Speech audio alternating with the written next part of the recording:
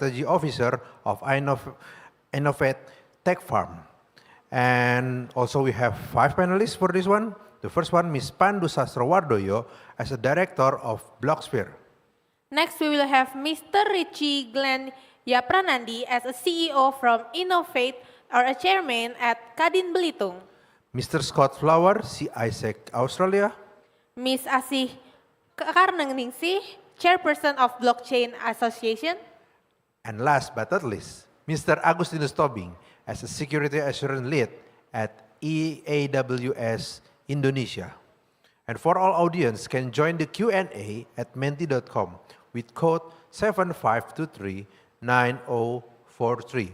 Once again, for all the audience who want to asking the question, you can join to menti.com with code 75239043. And we would like to welcome Mr. James Karnadi on stage. Let's give applause.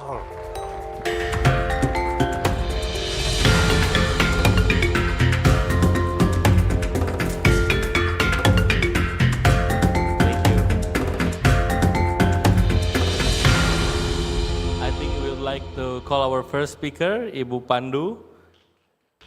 Let's give a round of a big applause. Pak Richie, CEO of Innovate. I think he's the biggest host for today, maybe. And we can see a lot of cheering. And the next, we have our very special speaker, Mr. Scott Flower. Let's welcome him on stage. And also Bu Asih. I think I can hear more applause than this. I think we can do better. Okay, and the last one, we have Mas Nico or Agustinus Tobing up on stage. The last must be the best. I think we can open our Menti. The code is given by the MC, but I will repeat it again. Maybe we can have the Menti. I think this will be the biggest and the most interesting panel, maybe. Let's see. We have 5 people on board.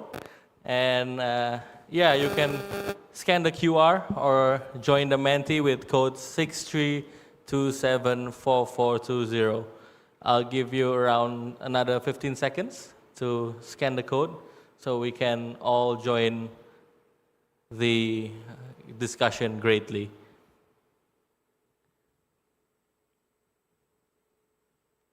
Yeah, I see some people is already ready. Can we enter?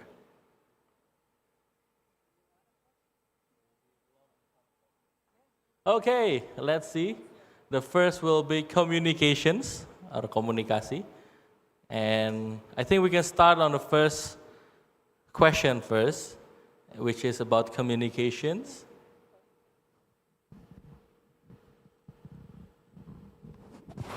Oh.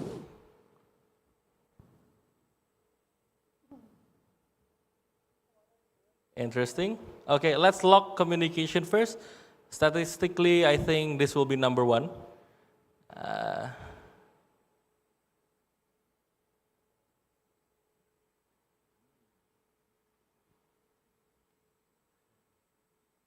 Okay. Geographic spread across thousands of islands. This is an interesting question. And I will put my first question to maybe Scott. As you mentioned at the previous session about continuity and about cross borders, so what are the economic implications of failing to protect critical infrastructure from cyber threats? Can you elaborate? That's a very, very tough question after lunch and very difficult to answer. I guess maybe one of the ways that I can talk about that is all of you contributed your vote to what was most important to Indonesia. And you mentioned, James, as a country of thousands of islands, it's not surprising to me to see that telecommunications is an area of greatest concern. And in every country, I would argue that actually the communications or telecommunications sector is the backbone on which every other critical infrastructure sector if you like to call it that, will depend on. And so these critical interdependencies mean that the focus in terms of the priority list of how we go about trying to defend our critical infrastructure, it therefore makes it very clear in terms of a priority list, communication should be right up there because it's the operating technology upon which everything else depends. Now I notice health jumped to second place just before we changed the slide. That's a really good thing to observe from all of you as well, because actually every single one of you has your personal identifiable data or even maybe your financial data in a general practitioner clinic or a primary health clinic or a hospital system somewhere. So it actually is a really huge target in terms of the attack surface and the sensitivity of the information.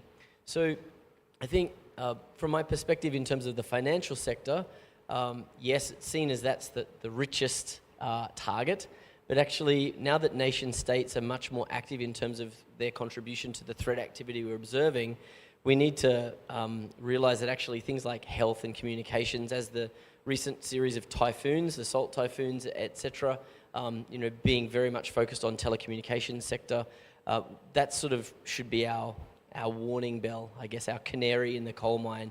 But it really, the challenge is, we know from studying, if you work in the cyber threat intelligence game like I do, the threat actors, they're not very fussy actually. They're not very picky. Most threat actors don't target just one or even two sectors. In fact, they target everything because it's a numbers game, effectively. So what that means is that we cannot, in terms of us as defenders, we cannot take a siloed or sector-specific approach. We have to be cross-sector integrated. And this is why in Australia, with our my co-founder and the team of volunteers, we built the world's first truly fully integrated cross-sector information sharing and analysis center, or ISAC, to be able to help defender organizations collect and share information to be aggregated at the national level to make sure we actually have like a radar, like a radar dish at the airport. The bigger the radar dish is possible, the more people who contribute more information. So the bigger the radar screen. And we're actually able to identify and detect, which are key elements of the NIST framework, which many countries adopt. You need to identify and detect at scale, as a whole of nation, and we can then start to see, once that sharing activity is happening, where the threats truly lie. Is it communications? Is it maybe health? Is it water infrastructure, energy? But it should be driven by the evidence at hand. And so, James, you mentioned trust. Okay, it doesn't happen without trust, but it's easy to say we have to share more, we have to trust each other.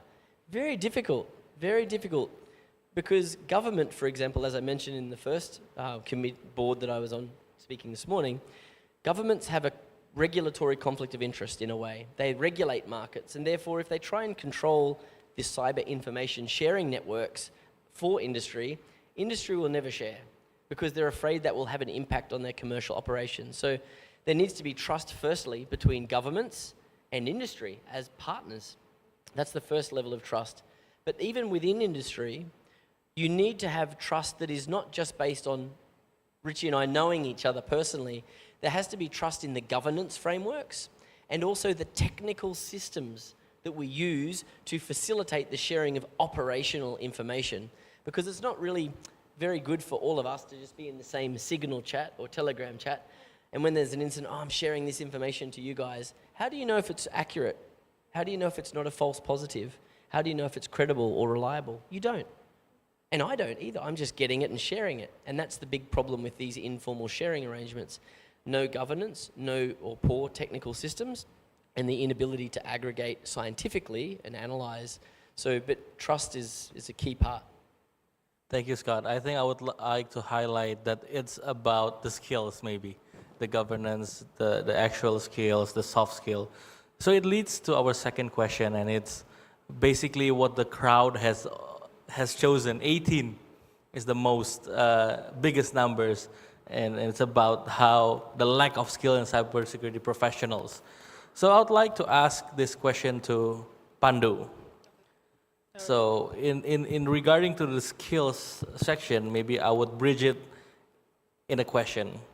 what are the economic implications? Sorry, how can the public and private sectors cooperate more effectively to secure critical infrastructure? Sure. I'm going to answer this, but like it's probably not very skills related. It's more related to what Scott just mentioned. A way to sort of like track threats that is actually a public-private partnership is actually really required when we're talking about cybersecurity. We need to make sure that it's like, and the way to do it is obviously it's very difficult for industry to share, like as you said.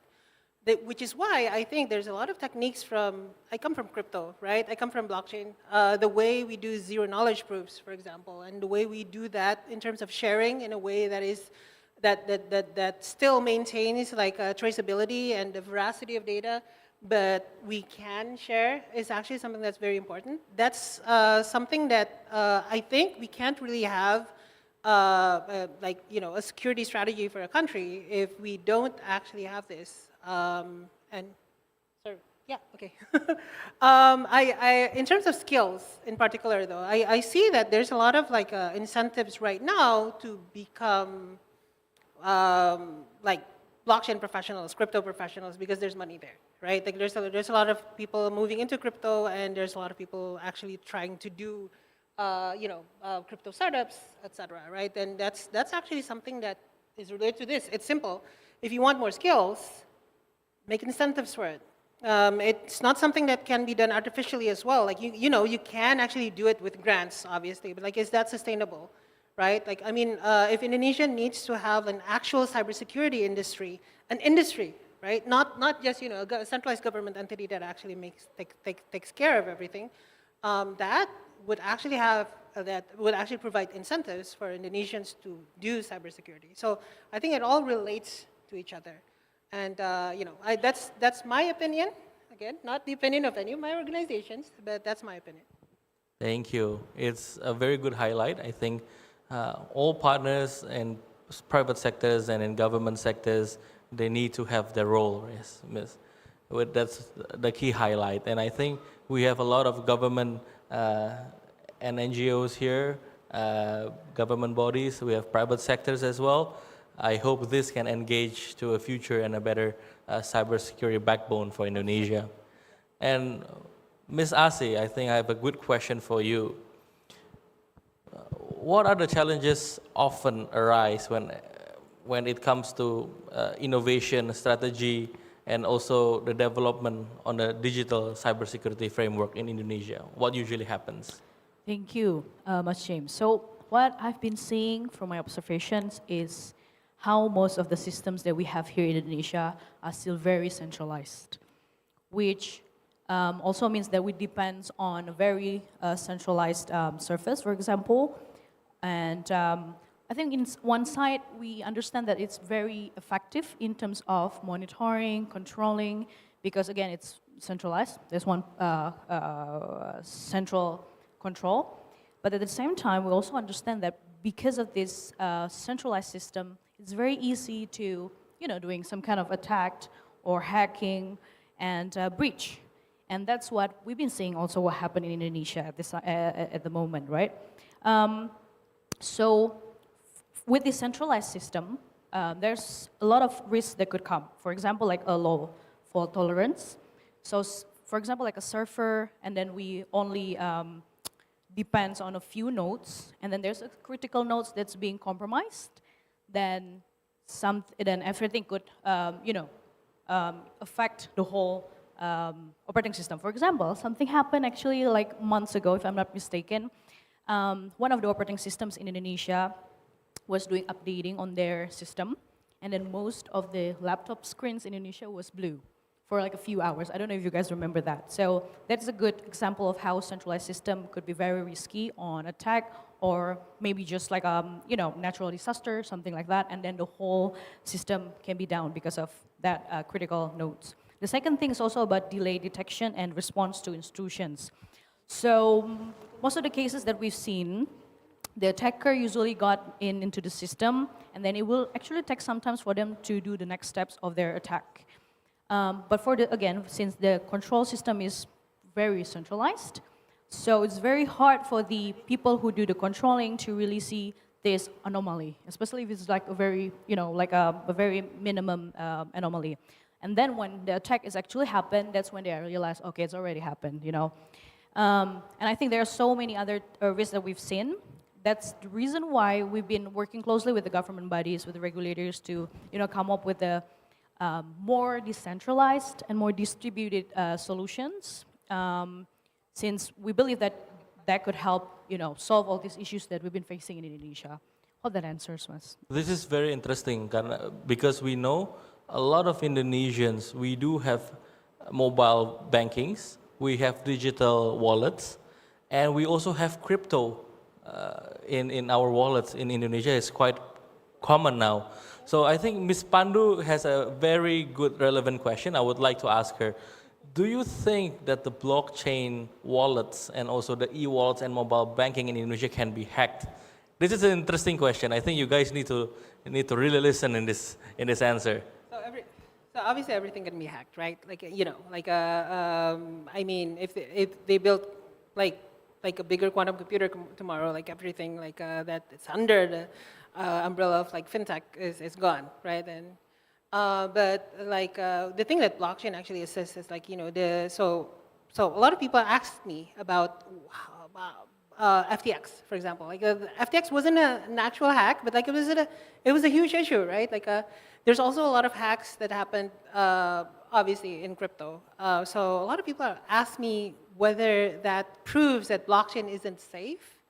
Now, the thing is, a lot of these cases are actually blockchain in name only. Like they claim to have decentralization, they claim to have the technologies under the hood to maintain the storage of your coins or whatever, but no, a lot of them are actually just using really old trading applications that they convert into a centralized exchange application, and that's a problem. So blockchain itself, though, the way blockchain is secured, the way it's secured using the number of nodes that actually achieve consensus each block, actually makes it one of the most secure technologies in the world. I mean, there are more secure. There's only one other technology that is more secure, which is quantum encryption. That's outside of the context of this. But crypto itself is the only way we can actually secure without actually trusting a central entity. And that sort of reframing of trust is something that people are not used to, right? So the reason you can lose your Bitcoin because you forgot the passphrase is because you actually have full sovereignty over your Bitcoin. There's no way to actually recover Bitcoin if you lose your ledger, if you lose your passphrase and ledger. So if you are hacked, personally, you get hacked, but the Bitcoin network does not get hacked, right? So it is a different way of looking at things. Let's say in terms of being hacked, yes, it can be hacked, but the network itself, the blockchain that runs all of these, the only way it would take a substantial jump in technology to actually be able to hack the Bitcoin blockchain. I think it's getting interesting. I think I see a lot of people looking their focuses, locking their gaze here in the stage. So I'd like to ask the next question to Pak Richie, the CEO of Innovate.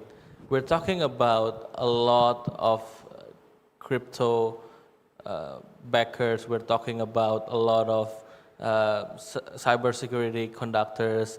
But we have to know that beside the market growth, there needs to be a talent growth. So the question is, how can resource pooling between public and private entities enhance cyber resilience? Yes, thank you, James.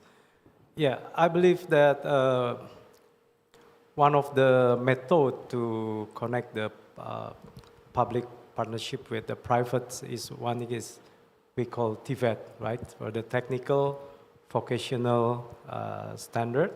That's we are doing now with RMIT and also Infinite Learning. Just because, yeah, we just see today morning the data from Professor Matthew, right? That Indonesia needs about 9 million workers. Yeah. Then in the cybersecurity by 2030, requiring over 600,000 qualified workers to be trained every year. So I think we have a lot homework for us to provide Pak Prashil about 600,000 qualified workers for that. Then, in a bit my experience last month that Innovate and also NDP, Nongsa Digital Parks, which is Infinite Learning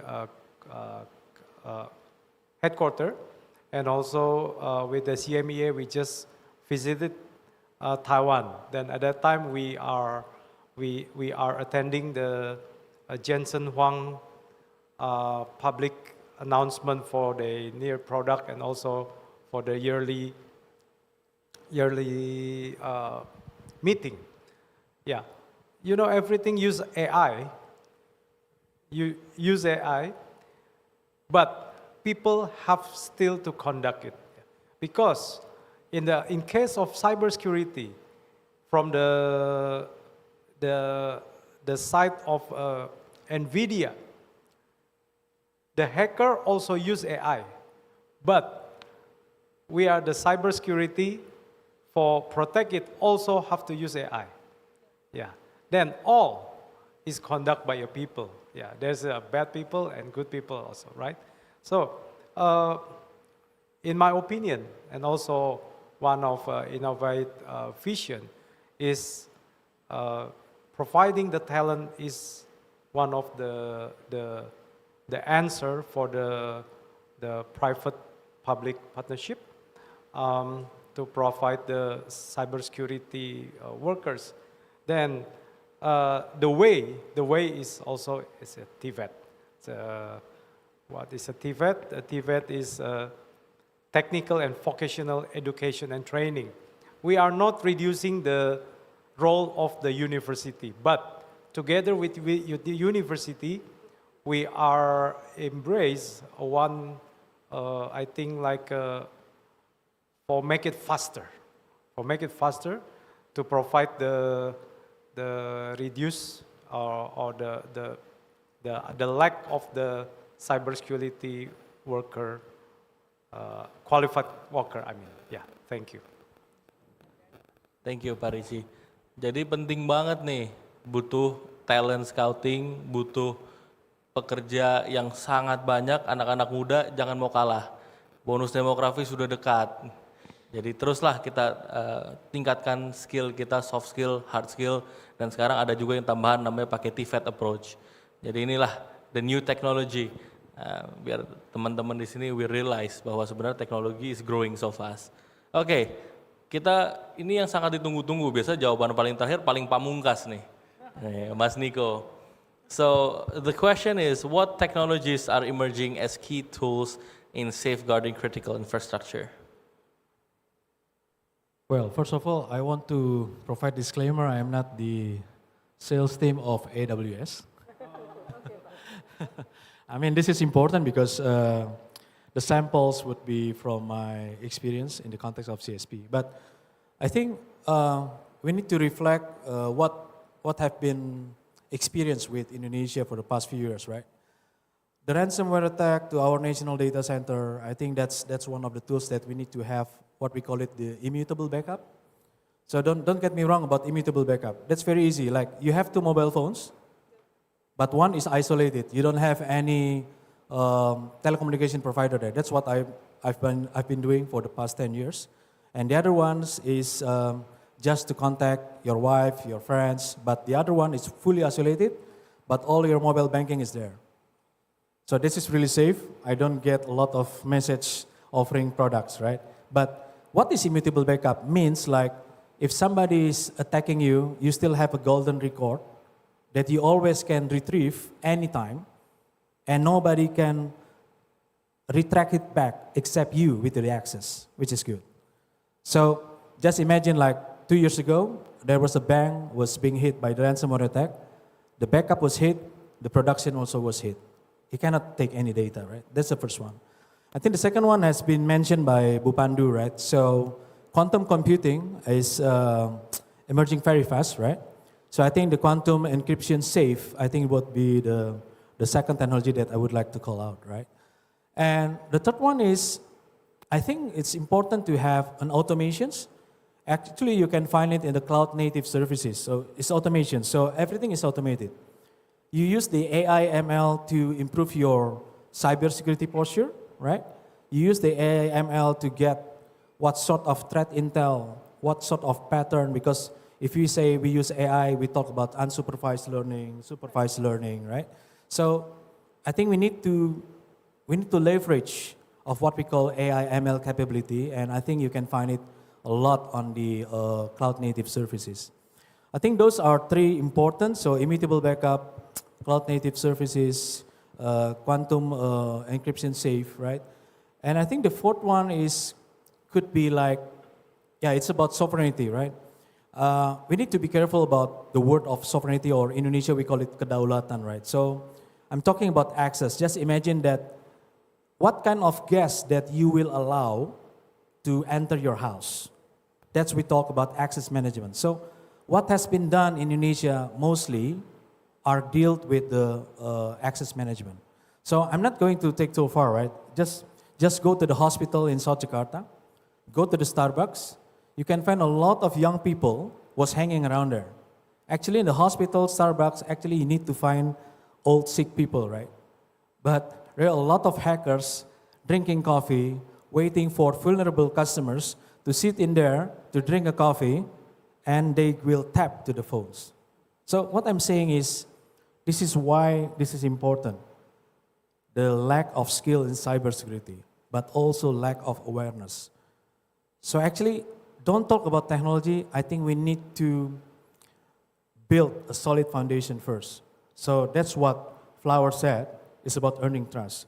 And in Indonesia, it's very simple. Seeing is believing.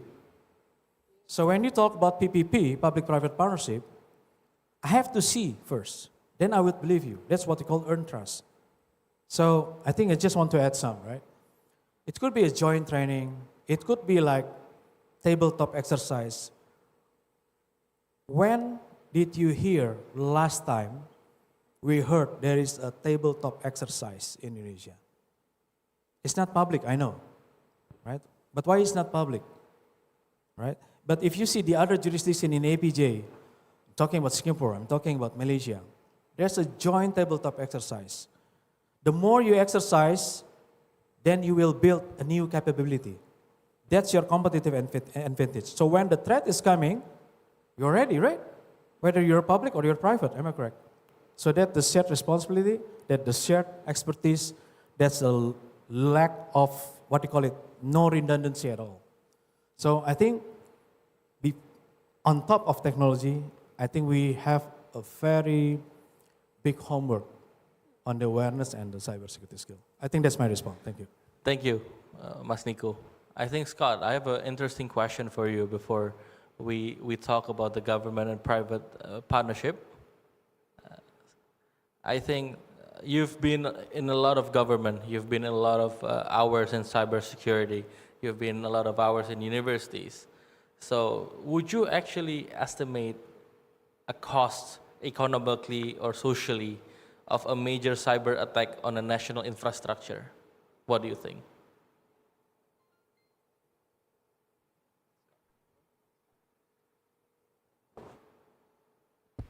Well, I don't have any information in terms of what it might cost in Indonesia, but the average cost of a breach in Australia is over $4 million now. Maybe there's some colleagues who are from Australia who might have exact numbers, but I think it's around 4.5 million, the cost of an average breach.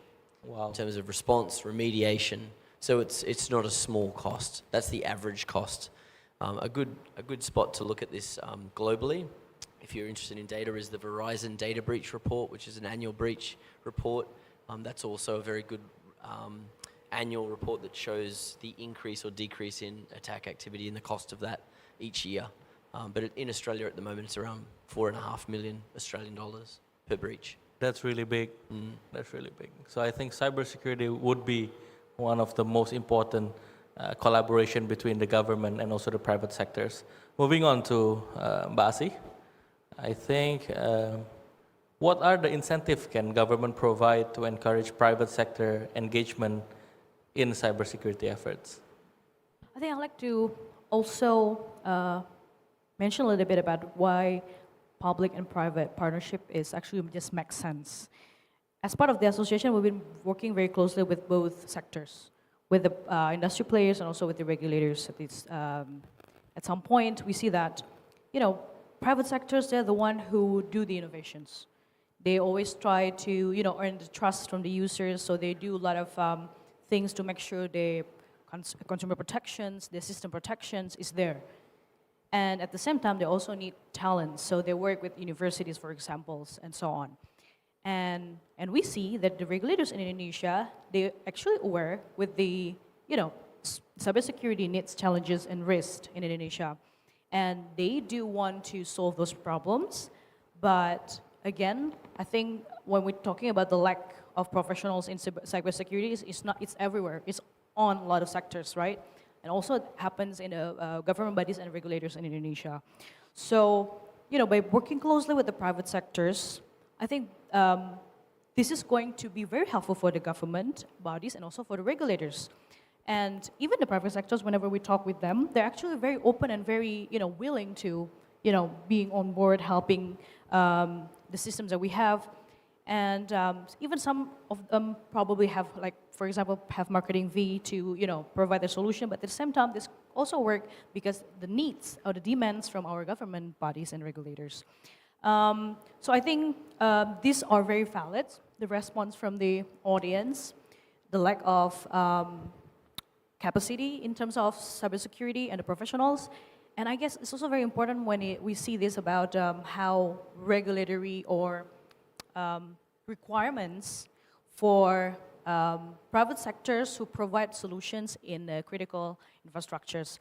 I think Indonesia is I have to say that the regulators, government bodies, they're very open to the private sectors. And they're very quite fast in terms of issuing regulations. But I think, again, they also need to work closely with the private sector to make sure that the regulation and requirements are actually, could be applied in the industry, right? So I think those two things that I see that could, make sense why the public and private partnership is actually very important in Indonesia specifically. Go ahead, Scott. Yeah, I think it's very worthwhile reflecting just for a moment on when we say public-private. Yes, the partnership's implicit, but there's actually a partnership within the private sector. So many companies, especially owners of critical infrastructure, they outsource or they purchase cybersecurity services from a cybersecurity vendor or company. Now, this is also a very important area for us to reflect on when we think about critical infrastructure because many of you, and I put my hand up, who was impacted by the CrowdStrike IT outage last year? Any hand? The CrowdStrike outage. The blue screen popped up, flights around the world were cancelled or delayed. So that wasn't a hack, that was an IT outage in that instance, but what it showed me as a cybersecurity professional is that we have an increasing, what we call supply chain risk or concentration risk within the supply chain. Now, all owners of critical infrastructure, whether you're in energy or water or aviation or whatever, if we all use that one vendor, then that's a concentration risk, right? Because if that vendor goes down, then all of us are hit. So what that incident showed me is that we need to be very aware of not only within this private partner, public-private partnerships, there are many private owners of critical infrastructure who depend increasingly on these vendors. But how do we keep a check on the vendors?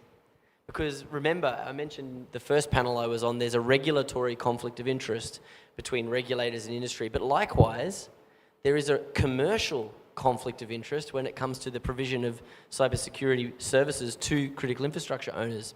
I'll give you a great example. In 2020, I was running threat intelligence fusion operations for the world's biggest finance sector, ISAC, Threat Intelligence Sharing Community, FS ISAC. And what we observed in 2020 was an incident that first impacted the Reserve Bank of New Zealand and then the Australian corporate regulator, ASIC. Now, what was interesting with this is that the vector of attack was a file transfer appliance, which was run by a company called Acilion. Now, Acilion is a company that is a private company registered on the New York Stock Exchange.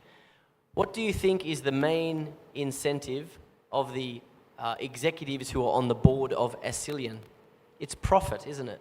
Profit is what drives a corporation that's listed on the exchange, and the share price performance. Now, the commercial conflict of interest that I'm referring to with vendors of all technology, not just cybersecurity vendors, is that it's in their own selfish interest to underreport an incident. Now, if as a supply chain provider, they have their footprint in many, many sectors, many, many types of critical infrastructure, that's not a good conflict of interest to have as a critical infrastructure owner, because they are actually incentivized not to be fast and not to be complete in the information they share to me.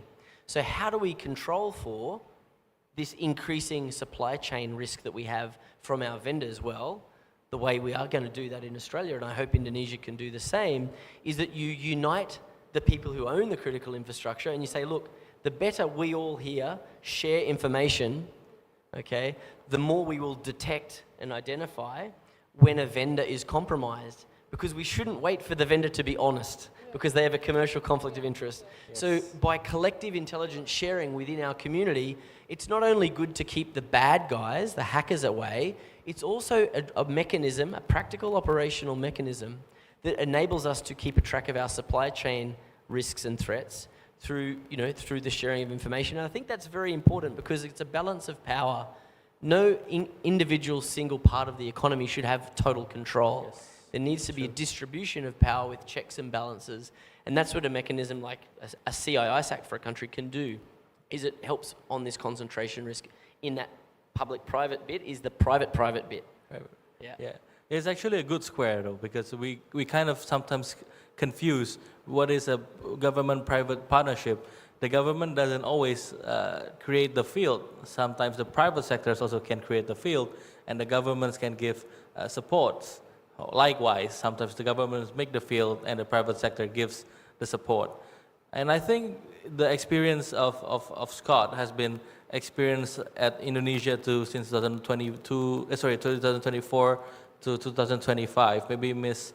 Pandu, do you have some experience of what Indonesia had gone through? I think it's quite relevant, and it's a very good point that Scott has brought it up. So I think if you guys can give a 2 minutes focus span on what Pandu is going to talk about, the critical hacks that has been made in Indonesia, I think this will be interesting. Okay. Well, all right. So the question is, can you repeat the question? Sorry. Like we had a lot of hackings, like let's say electricity hackings, telephone hackings in Indonesia, and it has been occurring quite often, like Scott said. So all right. So I think one thing that I want to share, basically as best practices from my industry, which is the crypto industry, is like, so first of all, what we always do is crowdsource the audits. Like this is, of course, crypto. Everything is public. Like everything is actually, like all of the smart contracts, you can see the code, right? So audits are open, like out in the open. Everything is very transparent. We know exactly what this tool does and how it does it, and we use it. And a lot of these tools actually qualify as critical infrastructure. Like we talk about Ethereum. Obviously, Ethereum is critical infrastructure as a whole. A smart contract on Ethereum can be critical infrastructure since it might have like hundreds of thousands, even millions of users and trade like billions of dollars, right? So, so just from my perspective, a lot of the things that has happened in Indonesia is like overt, like trust towards like a central entity, like whether it's a vendor, whether it's like a part of the ecosystem that actually manages like as one single point of failure to actually to mess up. And this is not just hacking. Like obviously there's a lot of high profile national hacking cases, but this is also like the fact that there are issues in our infrastructure. Our infrastructure, our 20th century infrastructure in the 21st century world. There's actually a lot of threats that we have not even discussed or touched upon in this panel. AI, for example, being used for spear phishing and other things.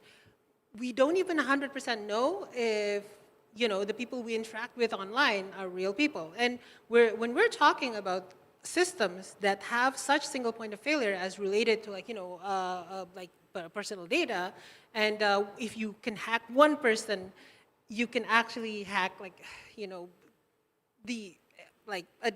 entire data center, which is what generally is the issue right now.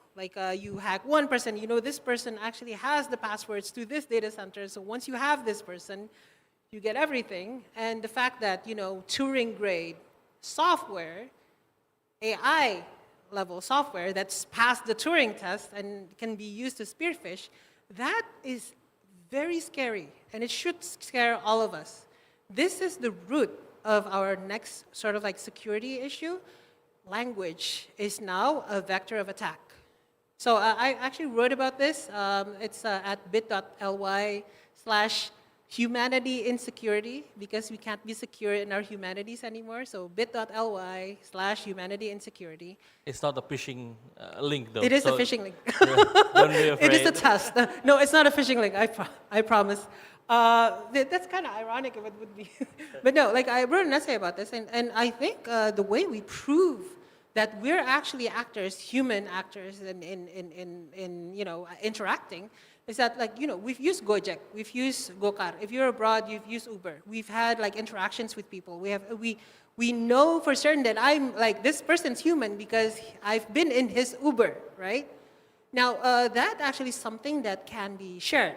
Now, as an analogy, this is similar to the threat analogy, but this is more towards the humanity analogy. That can be shared with ZK. That can be shared with zero knowledge proofs to actually have a score of humanity, to actually be sure that someone who's talking to you is not trying to spear phish you, but is actually a person. That's one of the things that I think, going back to how hacking is done here, a lot of it is done through social engineering. A lot of it is actually, Indonesia has that issue that a lot of huge critical infrastructures are dependent on one person. So that's my take on it. Obviously, a lot of people have other takes, but yeah, I believe that's my opinion. Yeah, thank you. So there's a lot of critical infrastructure in Indonesia, and Indonesia is always rich for the critical minerals. I think if you look back, the number of data centers built in Indonesia has been in enormous numbers in jump. So maybe I would like to ask Pak Richie, what do you think a cybersecurity infrastructure can help us for data centers? What kind of security can be done with the critical talents needed? Yes, we're talking about the digital ecosystem itself is one of a big package. Continuing what I share about our visit to Taiwan with the CMEA last month. Yeah. We are, in Innovate, we are the first, I think our first job is to provide two things. First is the talent for the cybersecurities, and the second is the talent for the semiconductor fabs. We, the CMEA plan, and we are also in the team to acquire, to suggest some of the layer 2 or 3 semiconductor fabs in Taiwan to invest in Indonesia, especially in Nongsa Digital Park. Then, but you know, everything is a one of package, one big package. Yeah, yeah. How come if we the government not to push and support for the cybersecurity talents? First, if the cybersecurity talents, we need it for the mostly for the data center. Yeah, right now I think data center is everywhere, and the next imperium maybe is a data imperium, right? Then. But in the data center, you have to protect it by the cybersecurity force, which is we need talent for that. Yeah. Then, if we can secure the data by the cybersecurity talent force, we can convince them, the semiconductor company, to invest in Indonesia.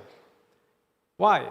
Because all of the hardware from the data center for the chips, the resistor, the transistors, they are all of a part of a semiconductor, which is in Indonesia have everything, and the most top ingredient is silica sands. Yeah. So let me show you, if we can solve the first problem, which is the cybersecurity talent force. Yeah, we provide them. It is more data center will come, and the data center will come, the semiconductor fabs also will come. Then Indonesia can acquire the natural resources to be one thing. It's not only we just, like our government said, we just sell. We are now doing the downstreaming of the natural resources. So it is a big package. Then I think government have to support the CBS Thailand to build another complete this big package ecosystem. Yeah. So both company and government have to be have to solve the root cause of the hacking. It is for me to provide the talents for the cybersecurity forces. Yeah, thank you. Thank you, Pak Richie. I think let's make this panel more interesting. We still have about 20 minutes, and let's make it more interesting. Let's put the questions to the crowd, and each one from different backgrounds from our speakers will answer at their perspective. I think this will be interesting. Let's, in the count of 3, maybe let's put our hands up if you want to ask a question. 3, 2, 1. No one?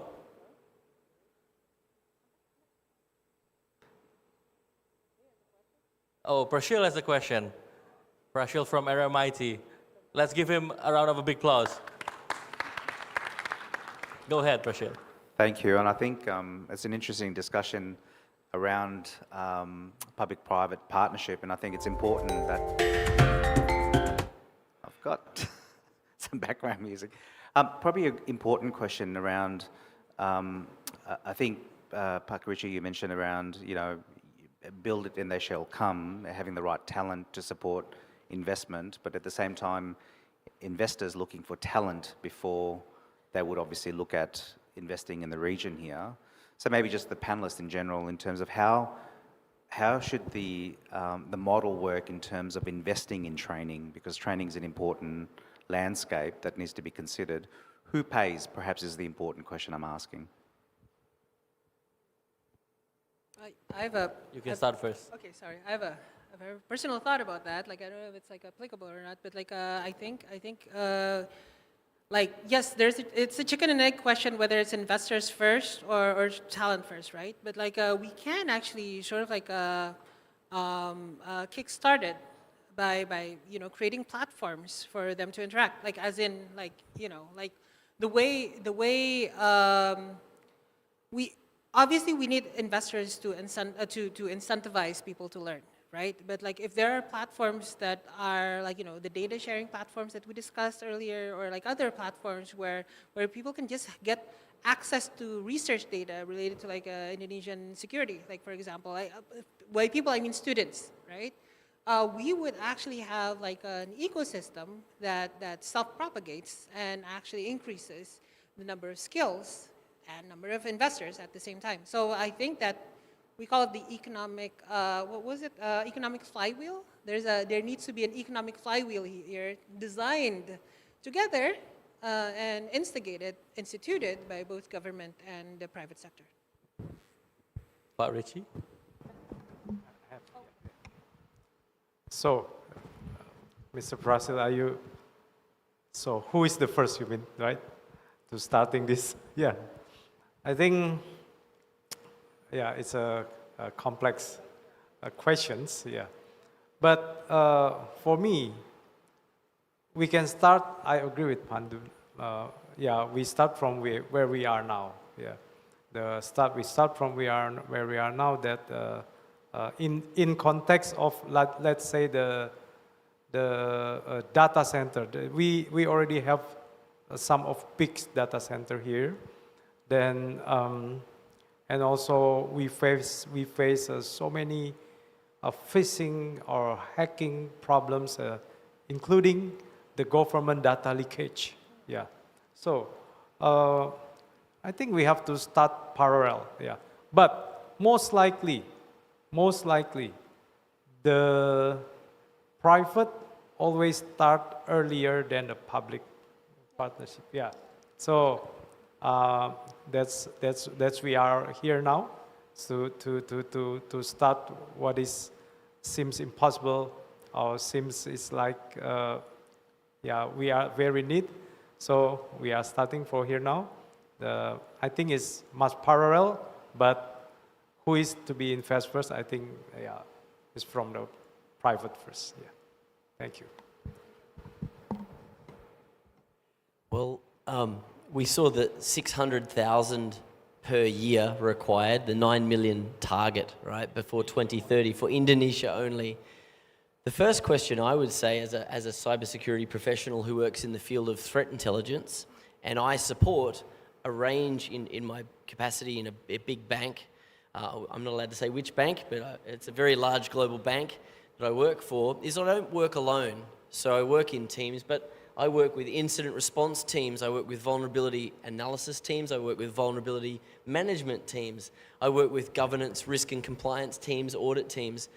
Out of that 600,000 new skill sets per year that Indonesia needs until 2030, what's the breakdown in the division of labor? Like, it's great to have a big number, 600,000, but how many of those need to work in audit? How many need to be in GRC? How many need to be in threat intelligence? How many need to be in incident response? How many need to be in forensics? I haven't seen that, and I'm very ignorant, I'm sorry, but it'd be great as if some of the people who have got much more local knowledge can share that with me. But I don't feel I'm in a strong position to provide advice other than ask that question, because that's one of the single biggest things to consider. The next thing is 600,000. I was a university professor at my sister college, RMIT. I was at the University of Melbourne for 8 years as a professor. I know what it's like to teach 150 students. You ask me, how do I teach 600,000 students? Oh my God. Alhamdulillah, I don't know how I do it. You know, like, how? So scalability. Firstly, we've got to narrow down, or Indonesia has to narrow down, what are the specific job types that we need out of that 600,000, because the delivery of the training and capacity building, educators, trainers, whoever they are, they need to be proportional to the population groups of each of those divisions of labour. So in a very practical way, there's those two dimensions. Who are we training for what skills, and then are we able to scale? Certainly, we don't need everyone being, you know, having 15 years experience hunting cyber threat actors. We don't need, you know, 600,000 of me a year. What we do need is a lot of entry-level personnel, people with basic skills. Well, guess what? They can get that online. They don't need to be working in a SOC to get the fundamental basics of incident response. They don't need to run threat intelligence operations for a bank to be able to have the basic concepts of what is cyber threat intelligence. How is it useful? How does it support the other functions? I think these are the domains of, you know, conversation we need to really, to get practical. I mean, it's easy to come to events and offer advice.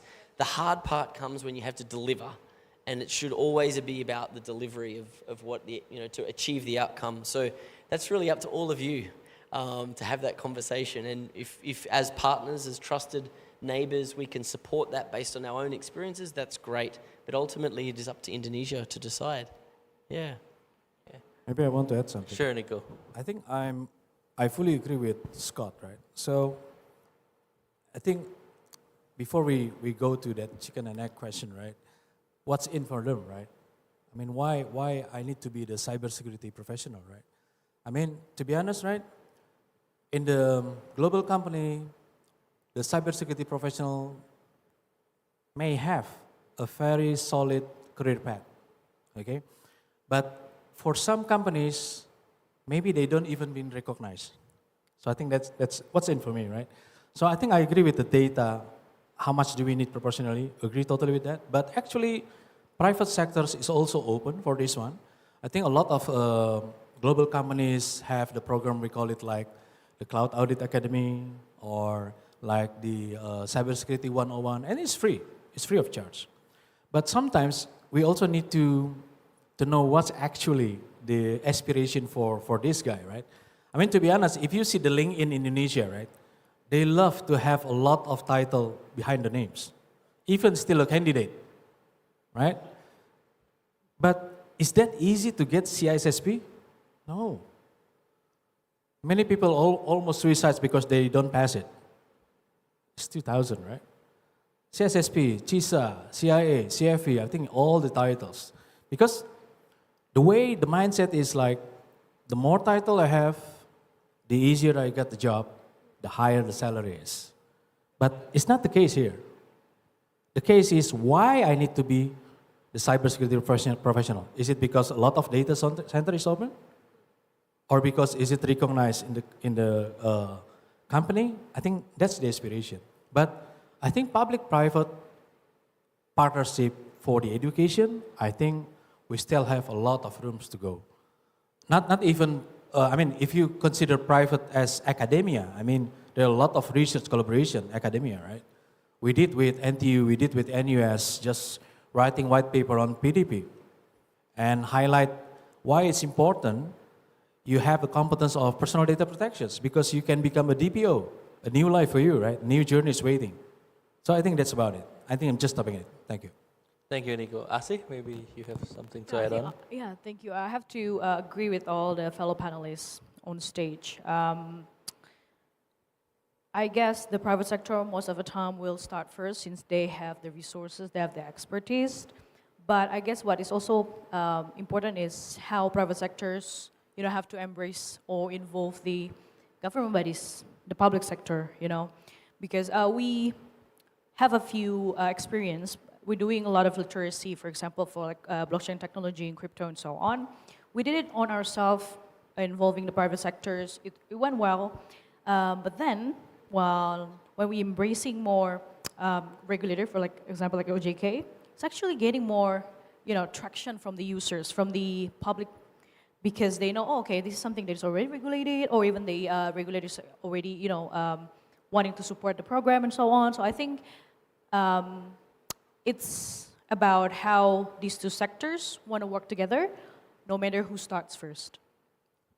Thank you. Thank you for the great insights. Let's have one more question.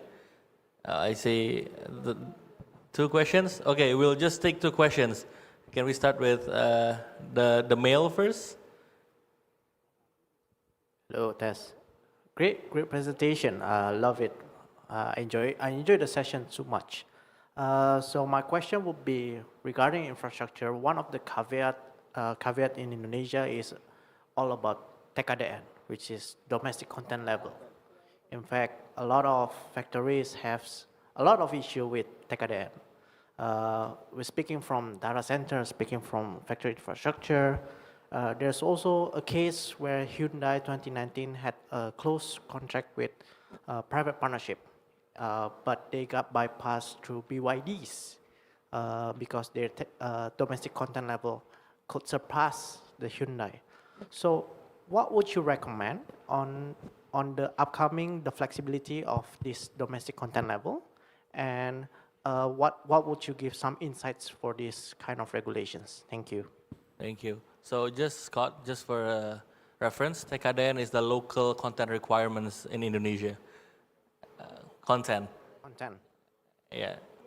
So it's based on goods, service, or even talents. We can have the next question as well. Yeah, thank you. I think this could be addressed to Scott because I work with one of the INGO, and we usually facilitate the partnership between the public and private. So, like one of the panelists say that there is, thank you, Pak. Seeing is believing. So the tabletop exercise is really need to encourage. We really need to encourage to our partners. Like so. I mean, for Scott, I think it will be maybe interesting. I'm not saying that we will encourage our legislative to do more study exchange, but maybe you can maybe share a little bit how far they can, maybe like some kind, not ideal, but maybe a model that we can explore more.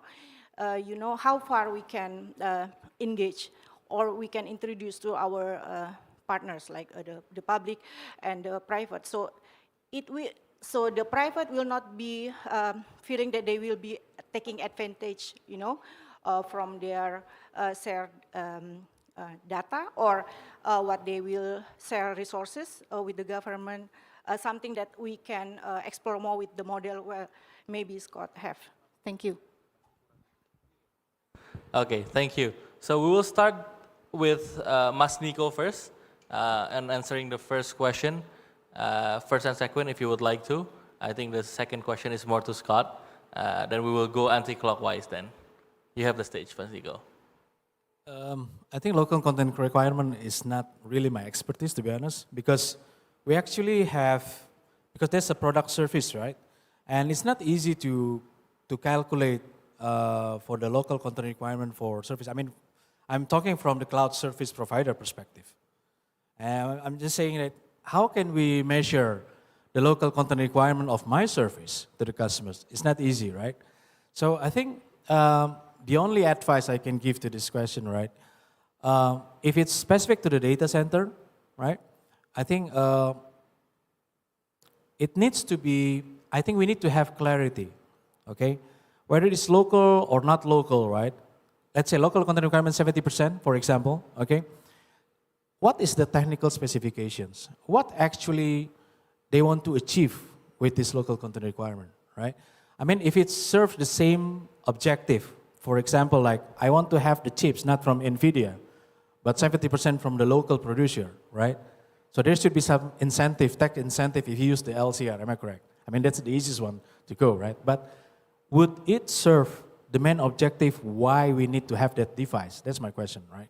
Because sometimes, like, consider ourselves, right? Would I buy the phone from Apple or Samsung, or I buy from Indonesian manufacturer? That's the same question, right? If my objective is only to call my wife to prepare my food, it's just the same purpose, right? But back to the resiliency, back to the service level agreement, back to the objective, I think that's back again, right? But I cannot answer that one because I do have an issue with that, but I don't have the solution for the time being. We're still escalating, to be honest. Okay? We were confused. Why you regulate me on this one? Right? But in case I'm a DC provider, but in Indonesia, DC is owned by us. We're not colo provider. Right? So if it's hit us, right, what actually the technical specification we need to satisfy, we need to achieve? I mean, that's my question first, right? If it serves the same, I don't have issue with that. But what are the formula? It's not been finalized, am I correct? They don't have any source of, what do you call it, I'm not saying best practice, but objective benchmark saying this is correct. I think that's my answer. On the second question, I think it should be Scott, but tabletop exercise, well, it's about what you agree to simulate, right? I hand it over to you, bro. Thank you. Asi, do you want to add up a few things before we move to Scott? Let's go, Scott. Sure. Scott, you have the time. Don't look at the screen. It says time's up, but I'll give you the best time that you have. For the 40% local content question, I think it's a very good one. Now, ask yourself, what is the reason for having this as a policy? Well, clearly, it's to encourage local development, right? So that's a good thing, right? Indonesia should be more independent and more resilient and depend on itself rather than external technology companies. That's a great thing. It's a great objective, a noble objective. Again, how do you operationalize it? That's really where it comes down to. How do you make it a reality? I would say, based on my experience, going back maybe 20 years to when I worked more as a business analyst, it's much better for Indonesian industry to compete, to win contracts, than it is to receive a grant from the government. Because it makes them have to be more commercial, and it makes them have to address a need and add value. A grant is soft money. It's not driven by the market. So I think it's great that there's an objective to have 40% content, but what that means is that there's now pressure, for example, on the government. They should make sure that they're hiring, paying for contracts that have 40% content. Yes. So, because more than anything, the government is a large service buyer, and so it should also be forced to follow that regulation. So that's the limit that I'll go to on that question. Regarding exercising and tabletop exercises, I work on the opposite side of resiliency in a way. In threat intelligence, it's all about preventing the incident and supporting and responding to incident response. And maybe there's a little bit of risk management after the incident has passed. But in terms of exercising and the value of it, it's very, very important to what I call train like you will play. So what I mean is, if you're an athlete and you're playing for Indonesia in badminton, you want to train the same way as when you go to the Olympics. It shouldn't be easier or different. It should be playing the same sort of level of competition to get ready for the big match. What's the big match? Well, that's a live cyber attack against your organization. So if you're not training like you're going to play, then you're not going to win the match when that live incident comes to you. So that's absolutely very important. And whilst I've said I'm in the threat intel side, threat intelligence is vital. In order for you to be able to exercise in a very real world, lifelike simulation, you absolutely need to be informed in your exercising by the latest and most dangerous threats that are observable against you as a target or a victim. So even your exercising needs to be threat-led and threat-informed, because if you haven't caught up on the latest set of TTPs or tactics, techniques and procedures of your attacker, then how can you exercise for them? You can't. So, this is, again, the value of having a threat-led, threat-informed, whole-of-nation capability is essential so that everyone can go and exercise. Everyone can be able to train like they need to play. So that's all I'd like to add there. So train as if you play Scott Flower. You have to remember that. Next, Mr. Richie.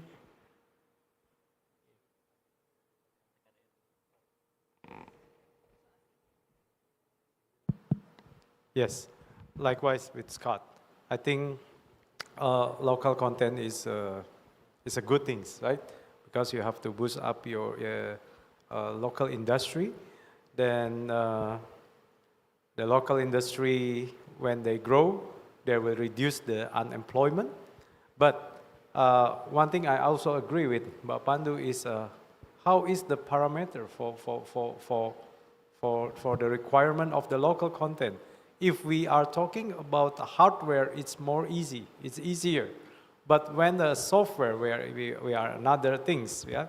So this is the job of the government to make clear about the parameter for the local content. Because what I know, the local content requirement is for a company, we get a benefit from government, like a tax holiday and everything. So I think government have to prepare it. Yeah. Okay, last, Mbak Pandu. Sure. So local content, like one of the things that we discussed on my show on Bloomberg Technos, there's actually an episode about local content, about TKDN. It's from a few months ago. Is how software, for example, is judged in terms of local content. Is localization, for example, translation to Indonesian enough to actually say that this is already in Indonesian, it's an Indonesian piece of software? Is that enough? Or is it only enough if it's translated by human developers in Indonesia, for example, right? So I think don't have a opinion about how this must be done, but I do feel that it is extremely important to note that the reason why it's here. The rules are here since we all want sovereignty. Indonesia wants sovereignty. Indonesia wants control over Indonesians. Like we need, no, okay, that sounds terrible. No, Indonesia wants control over like the technology that enters its borders because it wants to have its own sovereignty. And that is actually very good. The fact that Indonesia cares enough for software and hardware products in that way to have it have local content means that there is actually a substantial push, at least from the regulatory perspective, for Indonesians to actually learn to build hardware and software, right? So that's what I think about TKD. And in summary, there's actually a lot of discussions here. I'm proud to be on this panel. This is amazing, and a lot of ideas, obviously. But it all boils down to that: whether sovereignty, whether we trust a system or not, we want our own sovereignty as individuals, and we want the country's sovereignty to actually be executed properly.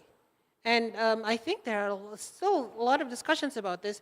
Threat monitoring is important, trying to actually have public-private partnership about exchanges of information in a way that is still safe and still sovereign without breaking the sovereignty of industries, without breaking the sovereignty of Indonesia, while sharing data with other parties and securing our borders. That is beyond the scope of this panel, obviously. But I hope that this would allow you to start and understand it. I mentioned earlier, we have 20th century infrastructure, but 21st century attacks, right? But those 21st century attacks can also be used for good. It can also be used to protect. So yeah, from my perspective, we have a saying in crypto of not your keys, not your coins. Well, not your keys, not your country. Thank you. Wow, let's give a big round of applause to all our speakers. Let's close with the word sovereignty. I think this is a very powerful word, and I would thank all our panelists for having the time and sharing the knowledge with our friends here. And please don't go away. We're just gonna have a few coffee breaks, and then we'll have another interesting session. And at 4:30, we're gonna meet our Vice Minister of Foreign Affairs. So let's stay here. Let's keep the vibes. And thank you, everyone. Thank you so much. Okay, thank you everyone. Please be reminded that we come back again within 10 minutes.